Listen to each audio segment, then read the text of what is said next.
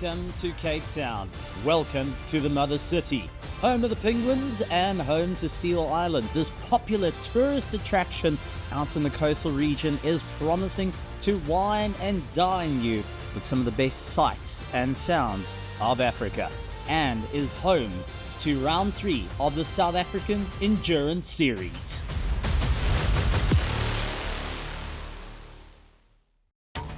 Killarney International Raceway, 79 years of legendary racing, 1 minute 6.7 set by Troy Dolenchik as lap record, top speed of 265 kilometers an hour, 9 turns around this 3.2 kilometer circuit, 4 lefts, 5 rights that the drivers are going to have to tackle and see if they can get the win. As they go off into the green, will be into turn 1, side by side, hard work as a long left-hander greets them, charging down a short straight, little bit of a bump into the right-hander. Side-by-side moments can happen, but you got to be brave as you get your line right through the kink. Long right-hander to just go and keep it all in order before you get to the double right after. Heading down the long back straight, expecting 265 kilometers now before you slam onto the anchors up the embanked final corner. And this is where you got to get the drive down the main straight to ensure victory here at Killarney. Strap in and hold on tight, because coming up on the show, we've got all the thrills, the spills, and the heart-pounding drama from round 3 of the South African Endurance Series. We're diving into all the action from GT Cup tearing up the circuit with two-wheeled actions from our MRSSA and powering through the ultimate test of stamina, the epic 6 hours of Killarney. But before that, it's time to fire up those engines and go flat out. Let's pick up the action for the Sports in GT Heat 3. Side by side, the drivers go. Byron Mitchell will be lining up in second place. It's going to be Angel on the right-hand side, outside into turn 1 as they go blasting off. A little bit of drizzle.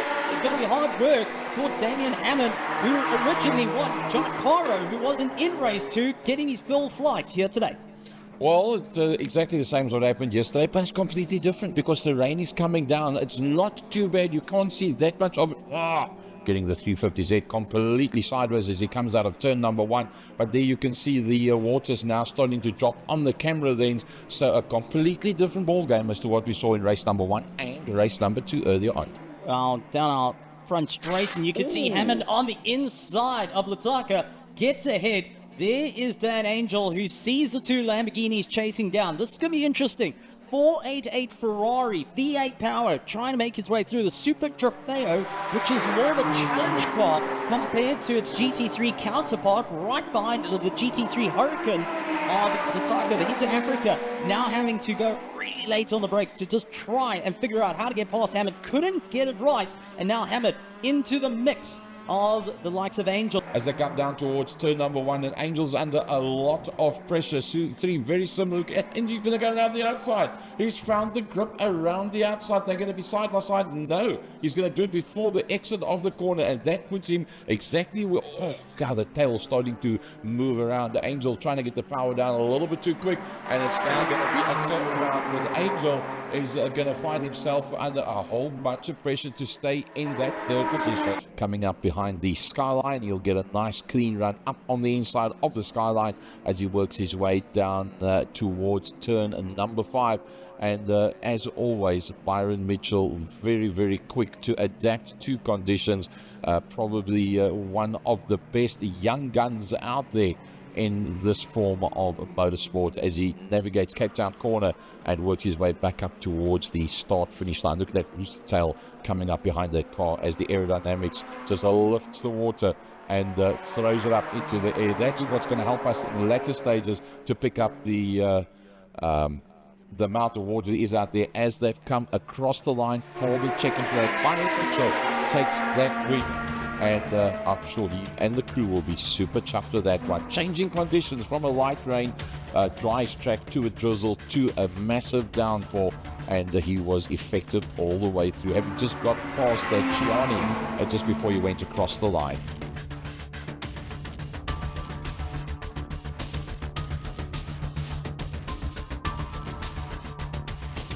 With all the action of our sports and GT now in the mirrors, it's time to shift gears and turn our attention to some two-wheeled action. Let's catch up with Temba Kamalu and Gary Fleming.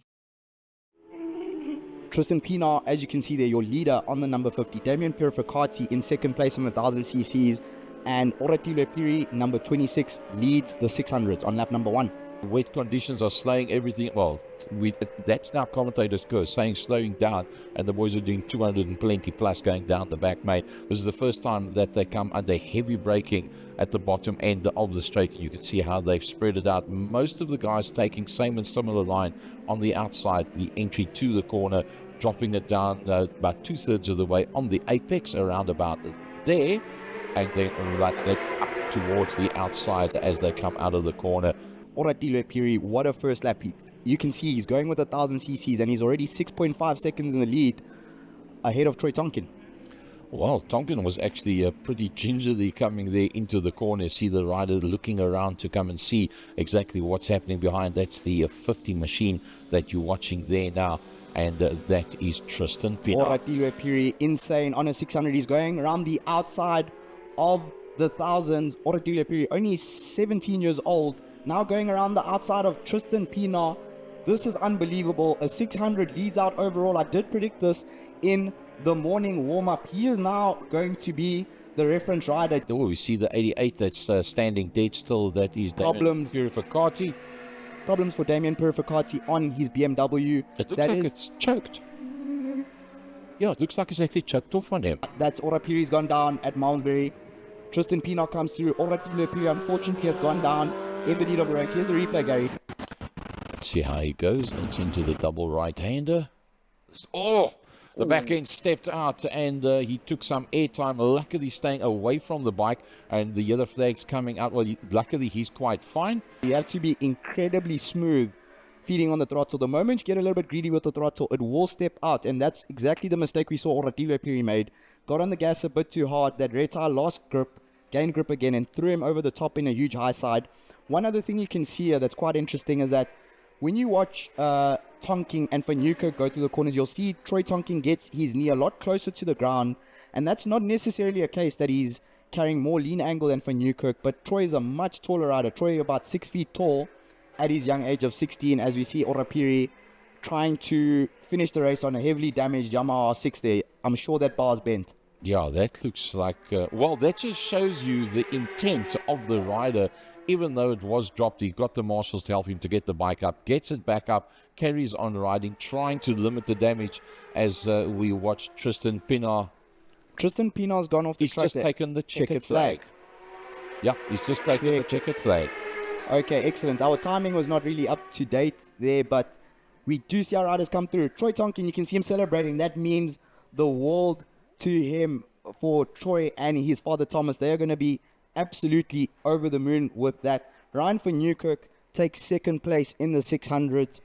Tristan Pienaar, your race winner, ahead of Nicole Purificati. Damien Purificati will still get third place. There goes Tristan to say, hey bud, what went on with your bike there? But Tristan Pienaar does the double.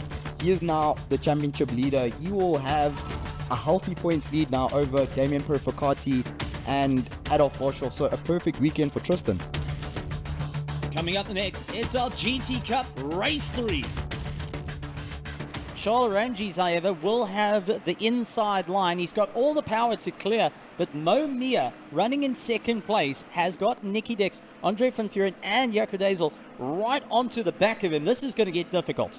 Yep, absolutely. As Charles Ranges claiming his position, and it's Mo Mia having a bit of cosmetic adjustments to his car. Now having to claim turn one from his competitors. He's happy to be there because he knows Dex would have to be defended off. He's the closest in terms of pace when it comes to him. The whole shot surely belongs to Ranges, but it's Dex and Mia and Van Vuren and Dezel. All of them are going to be in an interesting dice. And Mia has taken that sort of, let's call it the best of the rest battle for now, as Charles Ranges quickly sails into, for now, let's call it turn 2, not the sunset, as Mia also gets that tucked down into that interesting dip there at turn 2, with Dezel getting side by side with Van Vuren. There's Van Vuren now taking down inside of Dezel, and you see that rooster tail now of Ranges. Familiar sight for the likes of Mia, who comes into frame now as he clears the kink, and right behind him is Dex. It's Mia and Dex. It's going to be the case all race long, I suspect, with Diesel now in his rearview mirror is Van Vuren. JJ Diesel in that 997 GT3 Cup, now trying to keep the pace up. Nicky Dix not getting too close to the backs of Moamia. Will have to do everything he can, as we do see a swap round. That looked like Sun Mudley going for a pass and making it happen through the horseshoe right before the back straight. That is Van Vuren. Van Vuren. Yeah. Gone straight on. We were talking about The kink. Yep. It's at the kink, and he's being assisted by the marshal now. Yellow flags means no passing, as he's trying to engage reverse by the looks of it, but the entire field coming by. Yeah. So yeah, under braking, Moamia trying to keep it all together. The tape peeling off from the previous contact in the last race. Both Nicky Dix and Moamia in the same type of machinery. JJ Hazel and actually an older, but a change of position. Nicky Dix ahead of Moamia, and that was under braking into turn 5. Yeah, that was incredible by Nicky Dix. Full commitment there. Usually, I think he's been studying where he could get a position for the lead there ahead of Moy, and he knew exactly where to make the full commitment. 4 laps left of the race, and it's all to play for. JJ Diesel now getting onto the back of Moamia, seeing there's an opportunity for him to strike after seeing Nicky Dix has the opportunity, took the opportunity and went for it. A little bit wide, however, on the exit of turn 1 as he tries to close down the gap. It does look like Nicky Dix more than happy, takes a very tight line into 2, just keeping it all together. Moamia battling to keep the car in check. Now it is all JJ Diesel right on the back of him. 2 generations with Diesel in the older the generations, round the outside into the kink. He's got the inside line, goes through the right-hander and absolutely hooks it. Moamia losing out yet another position and has to try and claw his way back into the race. Charles Ranges is about to collect, and that is a well-earned checkered flag. Over 3 races, it's been a long weekend for each and every one of these competitors, and none have showed dominance and prowess of Stradale Motorsport quite so well. It's incredible to see, and that is a checkered flag collected for Shalaranjis. In second place is Nicky Dix, and in third is JJ Diesel, who clawed his way up from the lower rankings to make his way past Moamia, who fell away quite dramatically but managed to salvage a 4th place.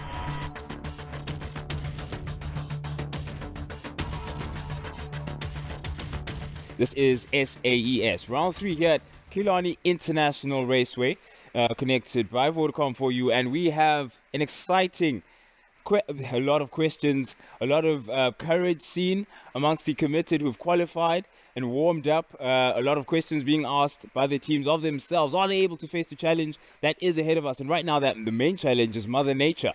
It is pouring, it is bucketing here at Killarney International Raceway, and just as expected, as the forecasts have promised, the heavens have opened, and it marks the opening of this 6 hours of endurance racing. Of course, it is a race within a race too. We have the 1 hour dash that will be competing amongst the entire class of races going for the 6 hours, and we have 5 classes in total, ranging from Class A to Class D in the 6 hour, and of course the 1 hour dash competitors having their own championship. So a lot at stake, and man, what a way to earn it. It's going to be a thrilling one.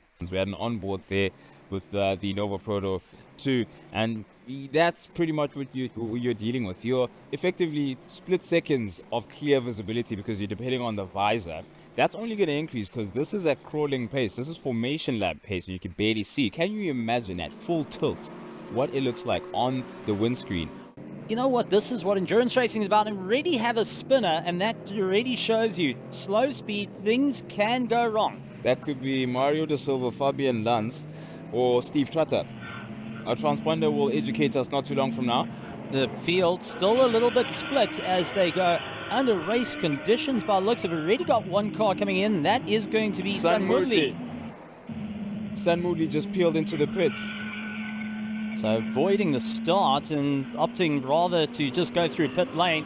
But it is going to be the likes of Charles Ranges taking the fight with Stuart White looking on the inside to try and get round him. The Audi R8 just managing to keep ahead of the Lamborghini Huracan Evo 2.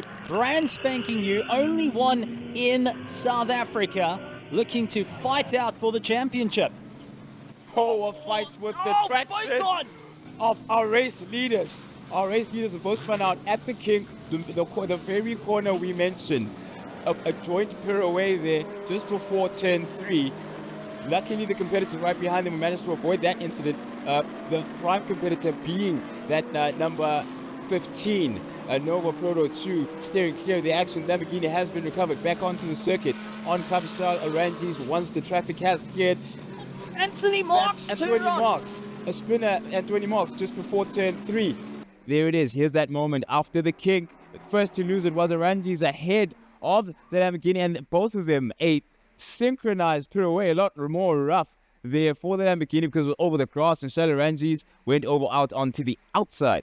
And ultimately, that's worked out for Nick Adcock. And once again, Stuart White turned round just outside of the kink. Oh no, it's pouring right now. The challenge of finding traction for White is coming in thick and fast. Quicker cars, of course, are facing the back marker situation because they might straight down turn 2 goes Franco. David Franco manages to avoid slow the car down quick enough to avoid making contact with the barrier. Anthony Marks, his car finally succumbed to some sort of issue there. I wonder, Fanierda, correct, on the inside just before turn 3. And Stewie White managing to avoid him. He went off onto the grass, then the mud, and then back onto the circuit. So at least he was able to keep the momentum in the car and get on. Looks like we have got safety car called to go and recover Anthony Marks' car. So now no overtaking. You got to slow up behind one another. These tires are going to start cooling down. Whatever advantage you thought you had, it's gone. And for the likes of our 1 hour dash where Andrew Horn was trying to battle it out, Damien Hammond, well, the advantage that Damien got lying in second place is taken all away. Unfortunately for Anthony Marks, stopped out on the side of the circuit. Oh, there is Andrew Horn. He actually lost it and damage to the front. Yeah, the front left quarter looks to be damaged, and that he was involved, of course, in a battle with Damien Hammond for top honors in the 1 hour dash. He was third overall, and that is gonna sting. That definitely will sting. And safety car conditions, of course, will fortuitously for him. Damien Hammond won't necessarily pull away so quickly, but going off nonetheless is really gonna sting for him to recover his 1 hour dash. This is where Andrew Horn's going to be stressing. Damien Hammond is running second place overall. There's Damien coming on Cape Town corner now. There he is. You can just only imagine come on, let's go to green. I need to get to that Lamborghini as fast as possible. I need to get past him to keep my championship hopes alive. He's got a lot of traffic to navigate through beforehand, and not against cars that are slower than him. He's got cars that are about the same pace as him to work with. Yep. It looks like we're under green flag conditions, and away we go for the Just for Seep. Rico Barlow leaving everyone in the spray as he launches his way through. Stuart White makes his way past traffic, looks to try and bring himself back into the race after a few offs. Stewie White down the inside of Nick Adcock at turn 2, makes the sticks on the brake, and you can tell just how much Stewie wanted to push that car. He paid the price, but now he's learned exactly how to find traction, and for example, just now, overtake at turn 2. He's made it past his lead competitor. Somebody from GNH Transport has had to gain shape again there at just after the King. Famous spot to be losing shape there, and that is Janakaro. Gianni in particular starting the stint for the GNH Transport trio, and he's gonna have to he gains shape quickly. Fortunately for everybody who's come across that particular part of the tarmac just after the kink, we're gonna have a look at the replay not so far out to see exactly what happened, but everyone who's had a moment here has been able to recover it relatively unscathed. Look at that, a full 360 on the same spot. Crossed the half-hour mark of the 1 hour dash, and he will be livid if that is another issue. It is Anthony Marks who's lost it, and it is another recovery situation that we're going to be facing now. And it looks like we're back under racing. We're full green now as we get the throttle fully flat on the floor. Nick Adcock first to turn 1. Of course, that may be the case. And the number 72 of Mike McLaughlin also now at turn 2. But the battle, here it is. There's a championship battle. The first bit of traffic for Damien Hammond is Lorero, and right behind is the championship contender Andrew Horn. Will be watching closely, waiting for a mistake possibly from Hammond because of the traffic he's trying to get clear of. Lorero to the left-hand side to let them two fight out for the 1 hour dash win, and is under braking that the two are so close, not hardly anything between them. A car length so far between leader Damien Hammond of the 1 hour dash and Andrew Horn under braking very close to Hammond there, gained a bit of distance, but you can see where the skills of these two cars lie. The next bit of traffic for these two championship contenders in the 1 hour dash is the number 72 of Mike McLaughlin. He's going to have to make way very quickly because the next part of the circuit is a full commitment turn 4, which needs no disturbances, and a disturbance is exactly what Andrew Horn has, as Damien Hammond turned that overtake into an opportunity as he blocked Andrew Horn using the number 72 of Mike McLaughlin. Well, it's two different races. You're still in the same race. The 1 hour dash may get the get the MSA flag to say well done, but they still have to keep race pace to go through. But that's also got Stuart White onto the back of Charles Oranges, and I think Oranges going forward. Oh, we've got an oopsie at turn 2 between two vehicles. We don't know if they're collided or not, but that is David Franco in the VW and Ricky Lorero in the red Honda. Oh, it is down the inside goes Oranges at turn 1. Giacomo making way for that two-car battle between Oranges and Stewie White, who are going at full pace at the moment. Oranges and White in different conversations. Oh, look at the rear of Oranges. Oranges goes and cannot stop at turn 2. Did he make impact with the barrier? No, he saved it, but is pirouetting on the grass now and is, facing the opposite direction. Has to recover the car. Looks like he's found some traction. He's trying. Yeah. The revs up. Now gently just get it going. Absolutely floored it just to stop it from bottoming out. Thank goodness. Whew, thank goodness he was able to do that. Also about that masterclass performance. Oh, I was nervous the whole time. I'm not gonna lie. It was quite scary the first hour. First half an hour, beginning of the race, there was a lot of standing water. It was very tough to drive through. I must say we just kept ourselves clean out of all of the mess, and we did what we had to do. Safety car now peels in, and we're going to see green flags. We're back and racing is underway once more at Killarney International Raceway. If you just joined us, this is round 3, the SAES right here. 6 hours of racing ahead of us. We've seen the first hour. It's been very exciting. We've seen a lot of position changes, but right now we get 5 more hours of racing, and the leader of this prospect in the points haul at the end of the day is this racing driver right here, Nick Adcock, who leads Charleroi. Oh, there we got 2 spinners going off on turn number 2. Alteza, the 88 Alteza of Alvarez, and it looks like the 127 also losing shape. Turn 2. The leaders now on their way down to exactly where you just saw that footage, down towards turn number 2. Aranjis is right there. Oh dear, we've got another one that's gone off. It's Lorero. Yeah. And, splashing his way. Looks like he's going to be able to keep it going. Not too much of a train smash. That's down in turn 5. Oh, no. Going to make sure there's no traffic coming along from behind, because it's quite a fast exit to that corner side of the circuit. That's Olumisa. He's got a bit of a, looks like he can recover the car on its own steam. Let's see if this actually, it's in Jumbo, I beg your pardon. There was been a driver change there. I actually did see them getting into the pits. I thought it was the number 55, which from the left-hand side of that car looks exactly the same as Mario Da Silva, Fabian Lantz. And then their V8 Roadster. So it's in Jumbo now, beached somewhere. We'll have a look and see where exactly that is. In the meantime, that is your leader of that particular class. We've got a Splash and Dash Plus driver change here with the Rico Barlow Racing stable. Nick Adcock out of the saddle, and one of his teammates, either Michael Stephen, Louis Maurice, as well as Jonathan Thomas, are going to get into the car while it is being refueled. This looks like a Honda that's there in the pits, and they're going to get that one sorted out. Yep. Combined Racing, yeah. Had a bit of an oopsie earlier on leading up to this. Luckily for them, no damage to the bodywork and things of that nature. Backdraft Roadster, the 262, which is the pits at the moment. Placed. Yeah.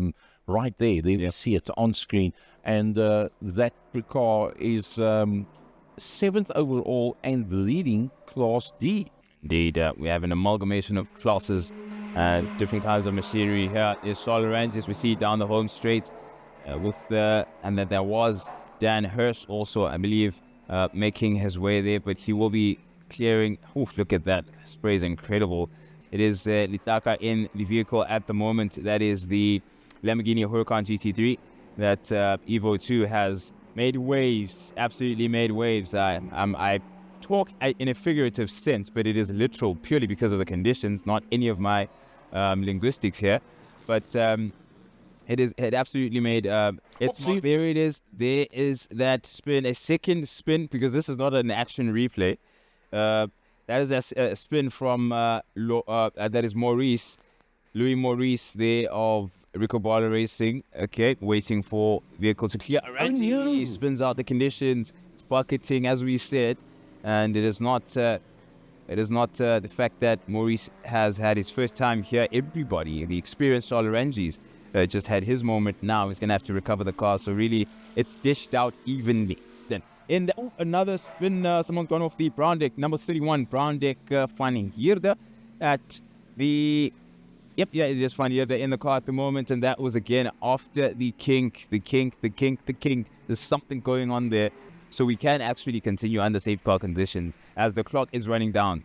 Well, and we can see the number 31 brown deck has peeled into the pits now. Make use of the safety car. Make use of the safety car. It's going to be around for a while apparently, as things continue to get worse. And to answer your question, it absolutely is a likelihood for us to continue under these conditions with the safety car guiding and controlling the pace. It'd actually be fantastic if we could hear what's being said by the Moss. There you see the Laka car coming in. I think it was Stewie White that is in fact behind the steering wheel. They might just go for a fuel and tyre change and not a driver change, seeing that he has not been out for that long. Yeah, he hasn't. He absolutely should take advantage. There we go, on board. What it's like, POV, you're an Inter-Africa racing driver, and you're inside the world's leading challenger as far as GT3 equipment is concerned for Lamborghini, and you're in for a pit stop. Litlaka getting into the car. So Stewie White has had his say, and is now Litlaka in that number one. Driver change. Yeah. Look at the rain coming through the window. On board now with Litlaka, and he's peeling into the pits. And we're looking at, a race pause. You called it, Gary, that if we continued under these conditions and it continues to get worse, we're looking at a race pause, and that's exactly what we're getting. Stuart White joins us now from Inter-Africa. Stewie, I mean, it's been tough on track, of course, for most of the cars out there. How has it been for the Lambo, brand new, first time in South Africa? How's she handling this weather? Yeah, it's been tough. We had a problem with a tire on the first stint, but it was really difficult to keep the car on the track. We were hoping for a quick safety car, didn't come, so we had to stop to change the tires. Unfortunately put us a lap down, but really good strategy calls all the way through that we managed to make the lap back. And I mean, now we're only 3 Cobras behind, and Exa's in the car with a full tank of fuel where the rest of the guys still need to stop. So strategy-wise, we're looking quite okay. But this race is just survival. It's one of the hardest races, if not the hardest one I've ever done. Eric, you made the decision to pull everyone into the pits. Do you want to tell us why? Yeah, we had a car go off in turn 4. Unfortunately, damaged the tyre wall to a point that it wasn't safe to continue, especially with the amount of standing water that we had at the time. So we pulled the cars into the pits, paused, rebuilt the tyre wall, and we're now ready to go again. So the safety car will stay out for 3 laps, allowing people to do pit stops as if we were still under safety car, and then we'll go green, go racing.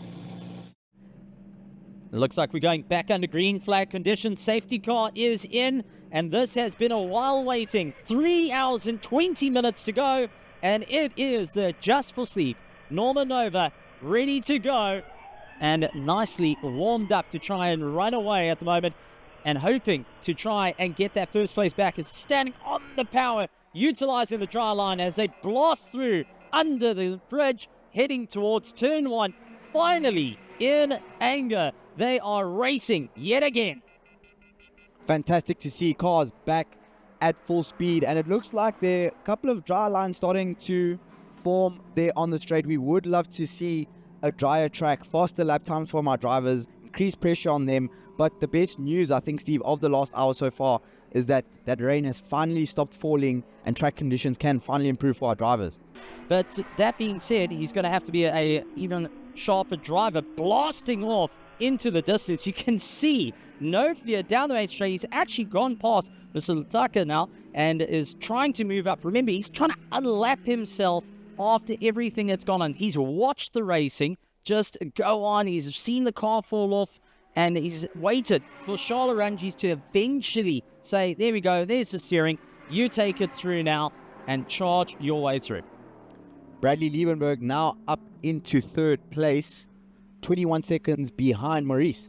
Steve, we were talking earlier about all the different factors that go into endurance race. Oh, that was nearly contact between the Coastal Engineering and Into Africa. Leclerc was able to move out of the way only just. Nothing he can do other than just wait for the bang.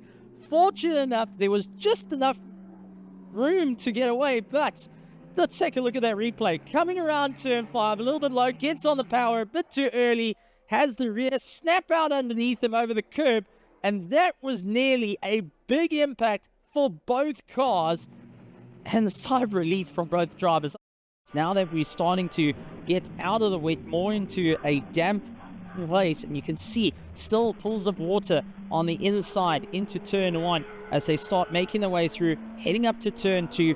The outside we know is extremely wet. You can just see the pools building up, middle of the circuit, over the crest, on the brakes, run towards the middle line. You don't want to go too deep on the inside, as we heard from Gary Fleming. You run over those curbs, game over, you're going to go flying. And there is the Norman Over, having to go straight through the puddles. You can see the rooster tail immediately kicking up. Will have to lift on the brakes just to try and get himself in the right-hander, which is generally a rather flat approach. Having to trail brake that little bit easier, get the nose to point in, and then get back onto the power. Another thing to remember with the Killarney circuit is how many corners are cambered. Cape Town corner has an incredible amount of camber. If you didn't know any better, you might think you were at somewhere like Daytona or Indy Raceway. How much banking is there? Turn 2 as well. So I think drivers are willing to send it into turn 2 a bit more on some laps. This is getting busy into turn 2. That's Coastal Engineering, but Pesty nowhere to go. Getting overtaken by the 42, and that is a big run for the likes of Kidgel to now put a lap over the current leader of the championship. Pesty Racing will be going and scratching their heads thinking, what do we need to do to move forward? For the likes of Richard van Heerden, this is a terrible situation for him, because now the leader of the Richard defends on the outside immediately. Kidgel up on the inside and loses it. Lost it on the inside over the puddles, keeps it all together, trying to refire the car up after stalling out. This is time lost, but lost to the late breakers. Unfortunately, he was into the puddles, and that wasn't going to work out in his favor. Able to get it up and going. Beautiful pirouettes. I would say about a 6 out of 10. There is the combined race set going straight ahead. Lorero, which of the Loreros? It is Paolo in the car. An issue there, having him compromise turn 1. For what reason may this have been? Could that be the brakes are starting to get tired and worn? Is that... he stopped. Yep. He stopped. The 37 combined racing Honda has stopped. Come to a halt. Oops, see, we got 2 cars off into our lead car. And our lead car, the 86 car, in the hands of Brad Liebenberg, and it looks like that was probably that group of cars that we had coming towards the camera where there was so many sets of lights. They probably try to go around the outside. I'm sure we'll get a replay on that. But that turns everything upside down. 90 laps as opposed to, and the 55 cars in there as well, 90 laps as opposed to 88 of the Zodili Ledlaka car, as opposed to the lead car, Brad Liebenberg, that's now beached there on turn number. As I said, look at all that traffic going in there. Too many cars, too small an area, and just nowhere to go. How much damage is there to the... Ouch! That's hard. There? It looked like they were holding hands, going over to the barriers. We just saw Brad Liebenberg getting into the pits for a quick check, possibly with the Stradale Motorsport stable to see exactly what's wrong. Splash and dash. There we go. Get some more fuel and get things back underway. Nothing untoward with the front end of the car. You can see no work is being done apart from headlights still okay. Headlights still okay. Tire change. We've got the tire change, fuel, a little splash and dash, and you're ready to get back underway and race. So this is Ari Nevling and from Stradale Motorsports. So Brad had a bit of an incident with GWS, the Polo out on track. You guys were in first place. It's only knocked you down to second. You guys say that there was no real damage done, just some body work? Yeah, I think it's just mostly cosmetic. We're having a little bit of communication trouble, so we're not sure, but the car seems to be running fine. So just an unfortunate incident. We just carry on and keep fighting forward. We identified a bit of a vibration on the slow circuits. I decided to come in. We identified a bracket on the front of the differential that had broken off. So we've removed it now. We're going to join it around the corner. It's got a welding machine. We're going to re-weld it up, put it back, and then out and finish up. Unfortunately, we just seem to both be driving the wrong line in there, I think. We're both locked up.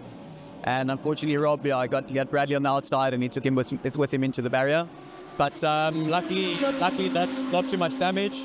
After both incidents, the cars come in, removed a few pieces here and there, and seems to be going again. So hopefully we can get back to the front. We'll push on. Yeah, look, our drivers have been performing well. We were lucky with the race pause with Lolile then counting down his stint time. I mean, that played a little bit in our favour. At this stage, they're still trying to figure out the timing issue because we are actually leading the race. It's a bit of a dispute at this stage, but yeah, the timing system is not great, and I think they're trying to figure out what the issue is. Having a look on board with Axel Jeffries trailing one of the cars, he very quickly will try and pass, but this will be a bit more difficult. The performance level, you can see he's got a Class A car ahead of him that he's trying to catch, and it's not going to be an easy one. It looks like the yellow flags are... That is a yellow flag. That's a yellow flag. Yep. Now, is that a local yellow or is that a course yellow? We're still showing it.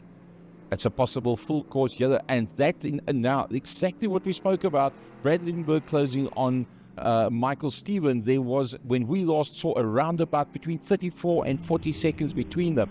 If it's a full course yellow, that 30 to 40 seconds is negated.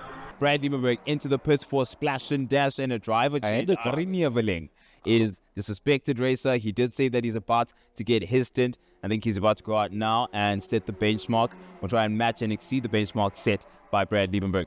Well, if they both go into the pits, they're going to come out line astern with 4 hours 16 done on 120, looks like about 124 laps. It's changed once again on our leaderboard. That is for sure. That's the coastal entry, Internaus. Yep. That father and son combination lying fourth overall, the 76 car. They've done 114 laps, the same as the 72 car in the hands of Clark, also on 114 laps. As he comes out of the pits and goes across the line, it now goes up to 115. At sometimes it felt like it was going really good. We were just managing the pace, really. I wasn't trying to overpush it, just trying to manage the traffic quite well, not taking any unnecessary risks. And just the whole weekend, turn 2 has been a bit sketchy on the brakes. And I went around the outside of another car and he must have just locked up. I don't know if he got hit from behind because there was a Cobra right behind him, but and then I just got T-boned halfway through the turn and then got hit again when we were going off the track, and that kind of just got me buried in the wall. And then because it's been raining so much, I got stuck.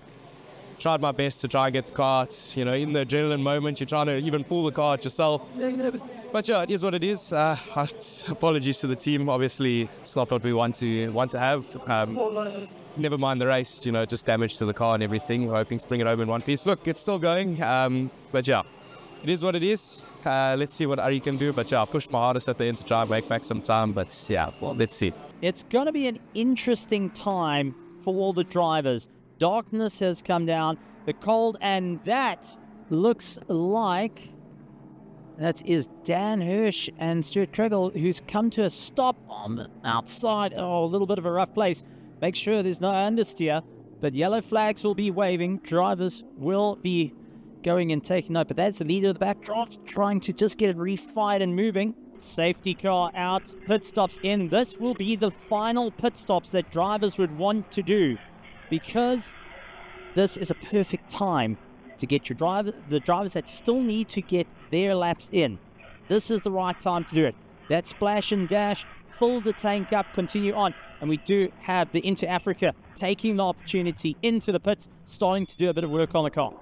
Missed out Aldo Scribanti, comes back at Killarney, running like clockwork. The entire team more than happy with it. Looking, there's always that gremlin sitting in the back of the head saying, we might have an issue here. We've got to be a little bit cautious. But at the same time, the race is on to score points. Double points by getting to the checkered flag. Well, safety car's in and we back up to race pace. And this is where who's on the button. A quick flash of the lights coming from the Inter Africa. Axel Jeffries now trying to carve his way through in that Lamborghini Huracan GT3 Evo 2. Stuck on the outside, has to feather the throttle before he unleashes the V10, charging his way through. You could see the difference in pace between the backdraft roadsters that are stock 4 litres up against Lexus V8s, up against a howling V10 that is purpose-built to just win. 147 laps completed. It is going wild. And oh man, that is G&H Transport, our Class B leader, come to a stop. You know what? I'm going to put in my retirement now. Thank you, everybody. Nice knowing you. Bugger. I think we got... And London's going to have a chat to me if he sees me. So I'm going to catch an airplane now back to Joburg. Don't mind me. But yeah, we were in first place. We were having the best day ever. And yeah, I think I got tangled up with another car. We were racing hard and bumped the rear, and I think it did something. And so we either got a rear end problem or maybe it's the drive shaft. So we'll see if we can get it sorted out, get back out there. But we've lost so many laps now, we're not going to keep that first place, but it's too bad. It's good while it lasted. Arnold leveling to second, into Africa, down to third. 31 minutes. 3 incredible drivers, all with multiple championships. From local to across the waters. I'm hearing pitter-patter of rain yet again starting to fall. 29 minutes in the race. Loureiro up into ninth, Bettencourt and Jonacoro going down. And that is Nick. That is Rico Barlow racing. That's Rico Barlow. Jonathan Thomas has lost the car. That's the number 15. Lost the car at turn 2. Jonathan Thomas lost the car at turn 2 and went straight into the tires. He's reversing onto the circuit now as other cars... Oh, no. Never would have called it. Was this turn? It wasn't turn 2, I beg your pardon. This is turn 5. This is Cape Town corner, yes. This is Cape Town corner where he just lost it. Rain's come down, caught everyone out. We're into the final 28 minutes. If anyone at home is sitting down, I don't think that's it. I think they've gone to just stand up, charging to the screens. But it is going to be Nevling, Stradali up to first. No. There we go. I told you, we're waiting for the opportunity. But I don't count out into Africa. They've done their stop. Don't count out Rico Barlow. They're able to get going. That car looks fine. No damage to the front nose like it was at Aldo Scribante. As it's raining even more now, how you can even see is incredible. And we've got an incident down the home straight. We've been made aware of an incident that has gone off. But let's try to keep up with Jonathan Thomas before we see exactly what's going on at other parts of the circuit. This might bring a safety car out. And this is going to change the ballgame. Exactly. That is the point. We're in for a boxing match. And at the moment, we are watching Jonathan Thomas go blindly in behind the spray. This is going mad. And we've also got a change for our Class B. Jonacoro down. Oh, no. Our Class Bs have now changed. Oh, no. G&H Transport down into second place. What just happened? Sergio Alvarez, the number 88 Alteza, just overtook the R8, Audi R8 of Janakaro that was leading Class B, and that's the Audi. Is that Neveling? Is that Neveling or is that G&H? I think that's G&H. That is Janakaro. We cannot tell.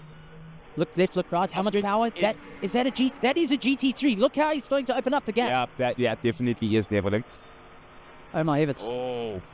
It's Neveling. It is Neveling. Jonathan Thomas is on the back of Neveling. Oh, this is getting close.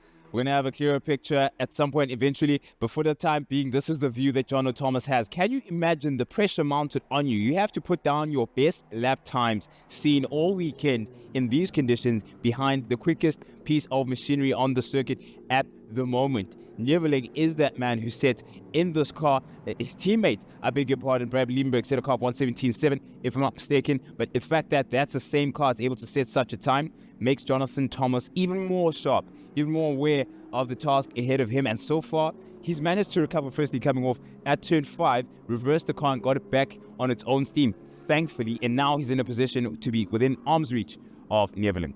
Best lap times, all 117s. Yeah. And into Africa is the fastest out of all three of them. Yeah. With a 117.2, and that was set by Axel Jeffries. Yes. Yeah. Just want to point out, don't pinch me, but I am dreaming. And this is now going very, very wide. Change up for the lead. Jonathan Thomas into first place. Rico Barlow leads the race. Stradali in second. And we are running out of time. And Gary Fleming's going to be through the roof on that one. But the race is not over. There is 18 seconds left. And we know motorsport.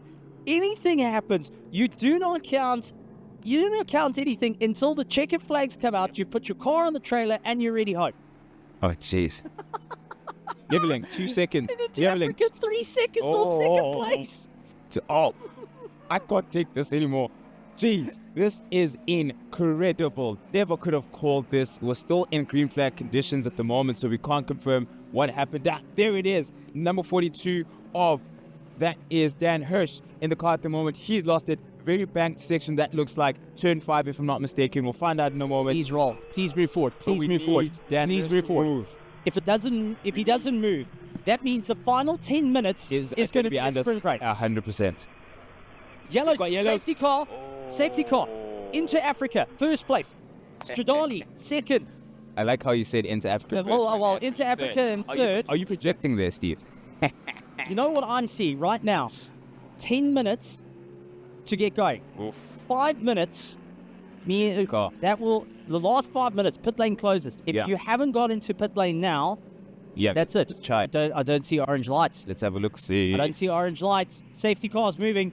Prince, we're about to go racing. We are about to go racing. Final 9 minutes. Top 3 on top of one another for overall all A-class, all champions. Slowing it down. Jonathan Thomas is going to bring the entire field to a crawl. He has got space between himself and Arnold Nevling by one car. And into Africa of Axel Jeffries is on the tail. We're about to go racing for the last 8 minutes and 50 seconds. Everything's going to change.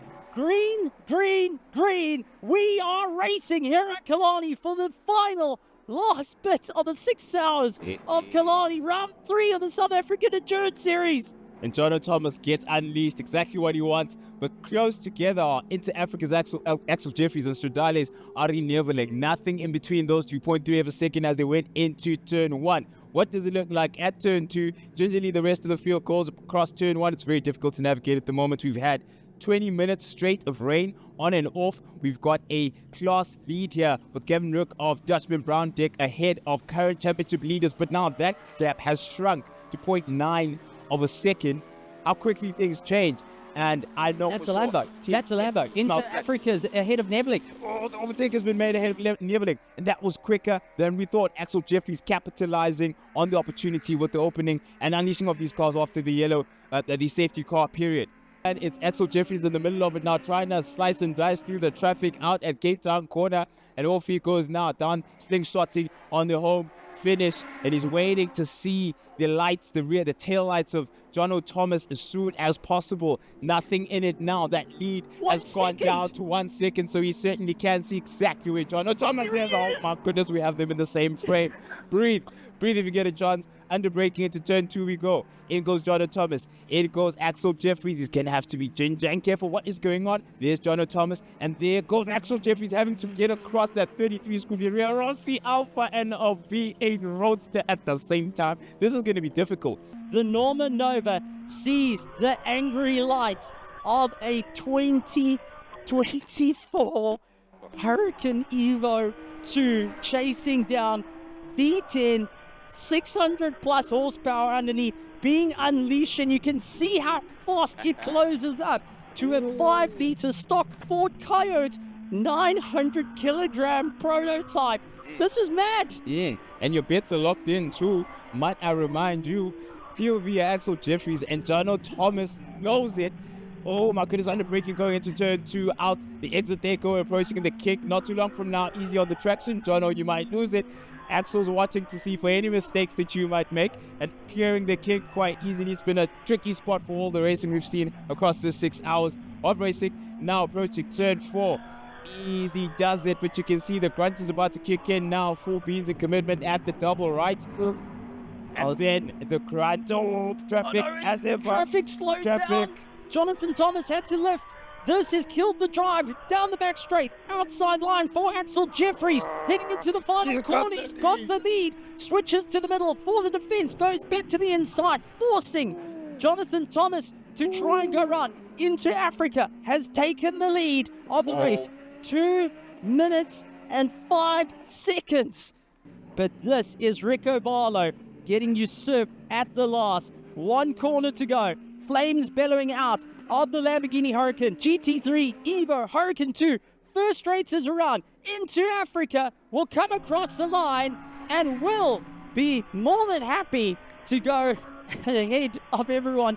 Just trying to find out, would that be the checkered flag? Checkered flag is out, and that is it. Into Africa has won the 6 hours of Killarney, and it came down 3 laps to the end. That is incredible. There is no calculation, no prediction,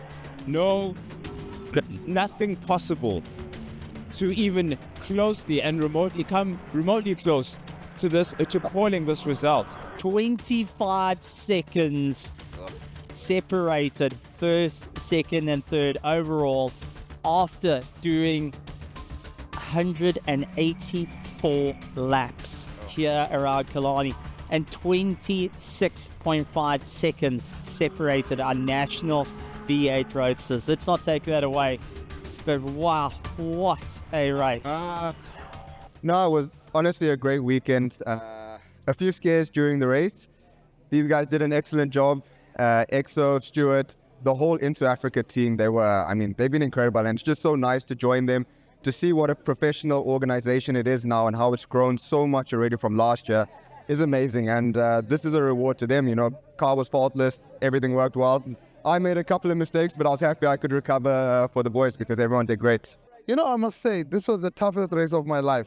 I promise you, the team did well. The engineers that helped us, Toby, Lucian, the guys that came to support this team and are part of this team. I don't have no words for Stuart and this guy and Axel Jeffries. Look at Stuart's stint in the beginning. Those conditions were short of being really horrible, and the car is here, it's in one piece, The nerves are wrecked, but these guys, it's a place. I'm just a guy that comes at the end and try and make up the time, or just, really, I don't know what to say. Yeah, we had a tough stint. Unfortunately, something happens.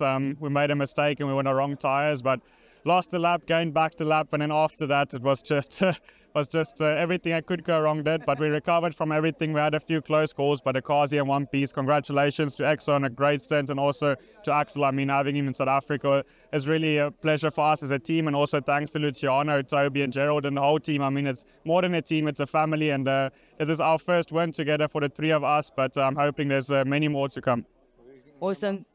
Thank you, guys, and a huge congratulations. And Exo, thanks again for making this all possible for all the drivers. Here with Nick Adcock, Michael Stephen, and Louis Maurice. Man, Jonathan Thomas. Yeah. So you guys had 4 guys in your team, Nick. You guys just got back from Europe, had an incredible time there, and then you guys came and took second place in South Africa. Yeah, very good race, despite the conditions. It was very, very challenging, as everyone will say, but everybody drove incredibly well. The car never missed a beat. We did the whole race on one set of tyres, which probably cost a little bit at the end because we didn't want to change tyres towards the end of the race. We thought it was going to dry, and it got wetter.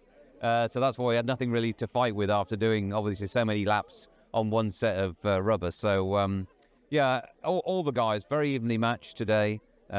Great racing. Great to see so much excitement for a grandstand finish. Obviously, we're disappointed we're not in P1, but, we live to fight another day. He tried his absolute best. He went from hero to zero to hero again when he had that little off. But he did very, very well because when it's dark here, it is properly dark. You cannot see anything. They wouldn't race like this anywhere else. So it is really a test. It's like a night stage rally around here because it is far too dark to be racing, really. But we do it. We're stupid. But, here we are. Another good result for the Rico Barlow team, Nova Proto. Justice League and Moltel, who give us the oil. Great race. Thank you. Well, congratulations. We can't win them all, right? Yeah, exactly. But yeah, it was a tough one. going out last in the dark, in the rain. So it was a bit tricky. And then in the beginning of my stint, I felt good. The car felt strong. I knew I had some pace, so I pushed a bit to catch up to the guys in front. And then the last 45 minutes, I thought, oh, my tires are getting a bit bored. And then at the last 20 minutes was just survive. So it was a bit tough at the end. But yeah, it was a bit disappointing they managed to catch us. But it is what it is. So we had an amazing day. And for what we started with, so yeah, I'm so happy. And it's only round 3, so there's still three rounds to go. Marco, Steven, nice to have you back. How's it been being part of the Riccobardo team? Yeah, great to be back. Absolutely fantastic experience. A big thank you to Nick Adcock, Just for Sleep. Fantastic to be part of the team and fight for the win. Well done to Into Africa. I think after 6 hours of racing to have such a close finish was a fantastic result for everyone, for motorsport. But we're going to save the win for the next European round. Yeah. Okay, now don't show off. And for you, Louis, how is it being part of the team today? It was awesome to drive this car that I know in Europe for first race for me in South Africa. I'm here just for some months, and they welcomed me really well in this Riccobardo racing team. And that was such a good moment with all these people that I know from Europe. And I discovered how to race here in South Africa. Maybe not the weather as usual, but it was a really good experience and I really enjoyed it. I'm glad you enjoyed it. My next question was going to be the weather, but you answered that. James, well done on second place.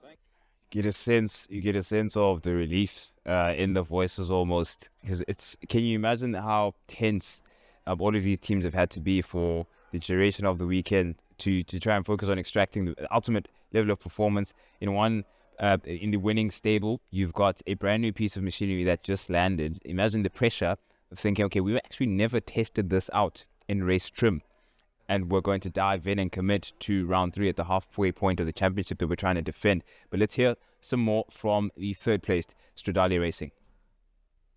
Stradale Motorsport, wow, that was intense. Charles, you had a couple tense moments where you were avoiding me completely at a couple times during today's race. How are you feeling now?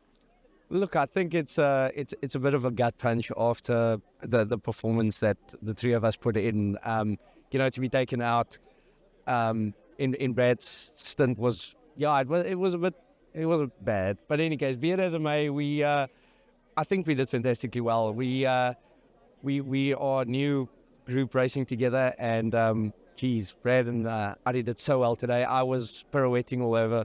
More off the track than on. I think it was off-roading. But in any case, it just worked out. And here we are, third.